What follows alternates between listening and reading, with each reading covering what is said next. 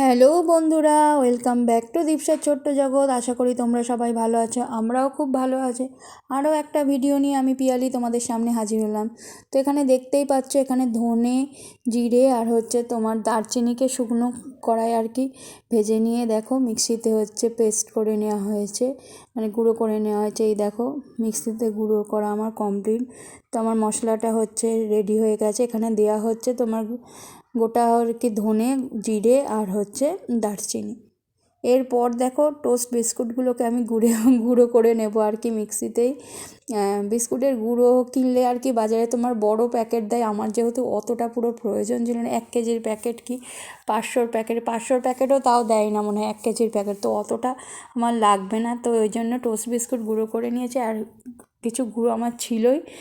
তো এই দেখো কি বানাবো, চলো দেখা যাক। এখানে ডিমগুলোকে সেদ্ধ করে নিয়ে ডিমগুলোকে আধখানা করে কেটে নেওয়া হয়েছে, দেখতেই পাচ্ছ। এরপর গোলমরিচ গুঁড়ো ডিমগুলোর উপরে ছড়িয়ে দিচ্ছি, আর দিয়ে দিয়েছি সামান্য নুন। আর এদিকে দেখো পেঁয়াজ কেটে রেখেছি, আর পেঁয়াজের সাথে সাথে আর কেটে রেখেছি তোমার রসুন। এই দেখো রসুনগুলোকে ছাড়িয়ে ছোট ছোট করে কুচি করে নিয়েছি, কেউ থেতো করতেও চাইলে করতে পারো।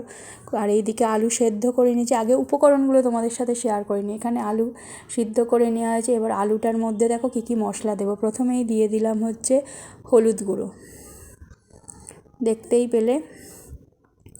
তো এরপর দেবো হলুদ গুঁড়োর পরে তোমার লঙ্কার গুঁড়ো আর কি। এখানে এটা তোমার লঙ্কা যে গুঁড়ো, কাশ্মীরি লঙ্কা না, এখানে এমনি লঙ্কার গুঁড়োই দেওয়া হয়েছে। তো হলুদ গুঁড়ো, লঙ্কার গুঁড়োর পর এরপর যে তোমার আর কি ভাজা মশলাটা করে রেখেছিলাম, সেই গুঁড়ো করে সেইটাকে দিয়ে দিলাম। দেখতেই পাচ্ছ, যেটা গুঁড়ো করা ছিল আমার পুরোটা লাগেনি, তাই খানিকটা রেখে দিলাম। যতটা যার লাগবে সে ততটাই দেবে। এই মশলাটা কিন্তু অন্য কিছুতেও তোমরা কাজে লাগাতে পারবে, রান্নায় দিলে খুব সুন্দর গন্ধ হয়। এরপর দেখো, এরপর তোমার কড়াইতে আমি পেঁয়াজ আর রসুনটাকে আর কি একটু তেলে ভেজে নিয়েছিলাম, সেটা তোমাদের সাথে শেয়ার করা হয়নি। এবার ওই পেঁয়াজ আর রসুনটাকে কড়াইতে আর কি তেলে একটু মানে ভেজে নেওয়ার পর আলু যে মাখাটা করেছিলাম সেই আলু মাখাটা দিয়ে দিলাম। তোমরা এই সময়ে ধনেপাতাটা দিয়ে দেবে, আমি ধনেপাতাটা পরে দিয়েছি আর কি। যখন ওই আলুটা মাখবে তখনই ধনেপাতাটা দিয়ে দেবে, তাহলে এই আলু মাখার সাথে না ধনেপাতাটা খুব ভালোভাবে মিক্সড হয়ে যাবে। তো এই দেখো আলুটাকে ভালো করে আর কি মাখিয়ে নিচ্ছি। তো এরপর দেখো থালাইতে ঠান্ডা করতে দেবো, ঠান্ডা না করলে তো তোমরা হাত দিতে পারবে না। তো এই দেখো আলুটা মোটামুটি আমার রেডি হয়ে গেছে, এবার ঠান্ডা করার আর কি অপেক্ষা শুধু। দেখতেই পাচ্ছ ঠান্ডা হওয়ার পর আমি ধনেপাতাটা মেখেছি, কি তোমরা চাইলে আগেই ধনেপাতাটা দিয়ে নেবে। আমার ধনেপাতাটার কথা সত্যি কথা প্রথমে ভুলেই গেছি, খেয়াল ছিল না, ওই জন্য পরে আমি ধনেপাতাটা দিয়েছি। এই দেখো ঠান্ডা করার জন্য ভালো করে থালাতে আর কি ছড়িয়ে নিচ্ছি, দেখতেই পাচ্ছ। আর এই দিকে তোমার আর কি একটা জায়গায় 2টো ডিম ফাটিয়ে নিয়েছি। এরপর ডিমের মধ্যে সামান্য পরিমাণে নুন দিয়ে দেবে। তো ডিম দুটো দেখছো ফাটিয়ে নেওয়ার পর ভালো করে একটু মানে করে নেবে, চামচ দিয়ে ঘেঁটে নেবে।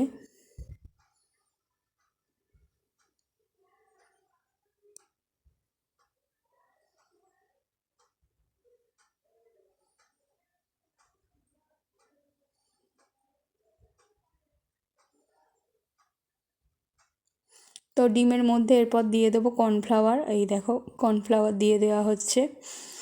তো কর্নফ্লাওয়ার দেবো ওই 3 চামচের মতো, 3 চামচের মতো কর্নফ্লাওয়ার দিয়ে দিলাম। ভালো করে এবারে ঘেঁটে নেব। একটু নুন দিয়ে দিলাম আর একটু। এরপর দেখো ভালো করে ডিমের সাথে কর্নফ্লাওয়ারটাকে গুলে নেওয়া হচ্ছে, যাতে না কোনো আর কি ডেলা থাকে। দেখো ভালো করে কর্নফ্লাওয়ারটাকে ফাটিয়ে নেওয়া হচ্ছে, ফেটিয়ে নেওয়া হচ্ছে আর কি।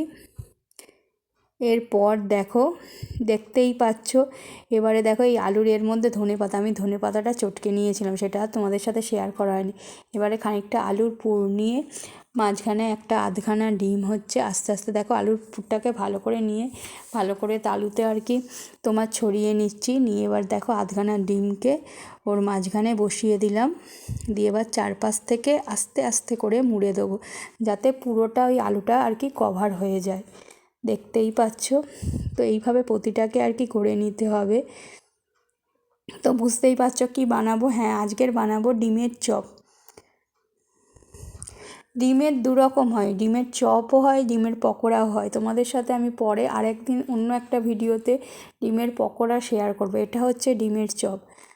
দেখতেই পাচ্ছ আলুটা খুব সুন্দর করে চারপাশ থেকে তোমার আর কি মুড়ে নিতে হবে, যাতে না কোনো ডিমের অংশ বাইরে থেকে দেখা যায়।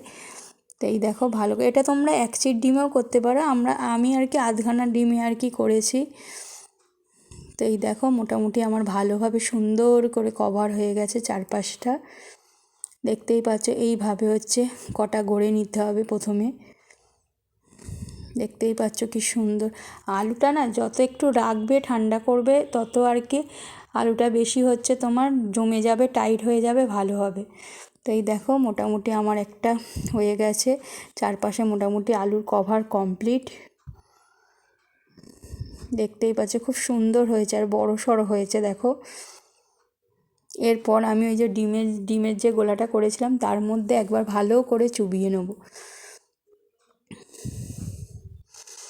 এই দেখো ডিমের এই গোলাটার মধ্যে ভালো করে এবারে হচ্ছে দিয়ে চুবিয়ে নেব।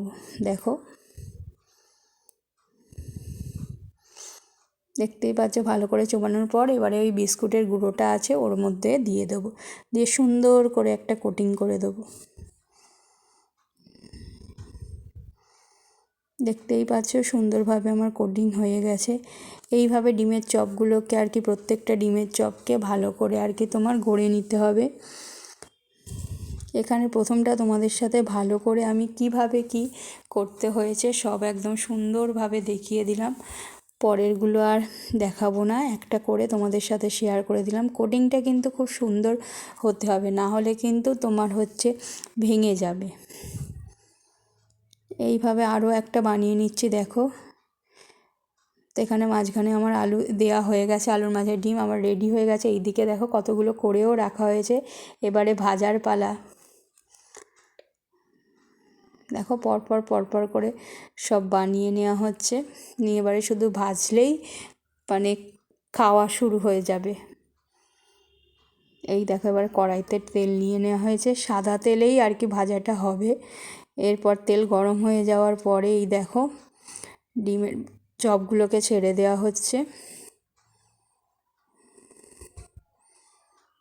তো আমরা মোটামুটি 10-12টার মতো বানিয়েছিলাম।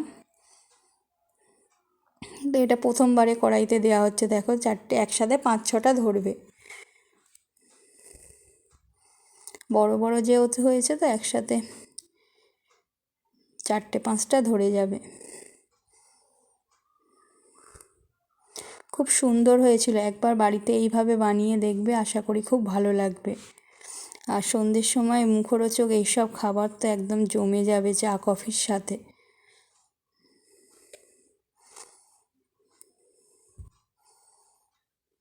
এই দেখো কি সুন্দর লাল লাল হয়ে গেছে, দেখতেই পাচ্ছ। আবার উল্টে দেওয়া হচ্ছে। তো এইভাবে ডিমের চপ কারা কারা বাড়িতে বানিয়ে খেয়েছো অবশ্যই আমাকে কমেন্টে জানিও। আর যারা যারা বানাওনি তারা অবশ্যই একবার বাড়িতে ট্রাই করে দেখবে। খুব সহজে, খুব তাড়াতাড়ি, খুব সুন্দরভাবে একটা স্ন্যাক্স তোমাদের তৈরি হয়ে যাবে। এই দেখো আমার মোটামুটি ডিমের চপ রেডি। এবারে প্লেটে তুলে নেওয়া হচ্ছে চপগুলোকে। শুধু এবারে গরম গরম আর কি খাওয়ার অপেক্ষা। করতে যতটা সময় লাগে খেতে কিন্তু বেশিক্ষণ সময় লাগে না। তো তোমাদের ভিডিওটা কেমন লেগেছে অবশ্যই আমাকে কমেন্টে জানিও। যারা যারা নতুন বন্ধু হয়ে আসছো তারা চ্যানেলটাকে সাবস্ক্রাইব করো, লাইক শেয়ার কমেন্ট করো, এইভাবে পাশে থেকো, সবসময় ভালোবাসা দিয়ে যেও। আর সবাইকাকে রিকোয়েস্ট কি করবে না কেউ, স্কিপ না করে ভিডিওটা দেখো। তোমরা সাপোর্ট করছো অনেকটা, তোমাদের সাপোর্টের জন্যই এতটা এগিয়ে আসতে পেরেছি।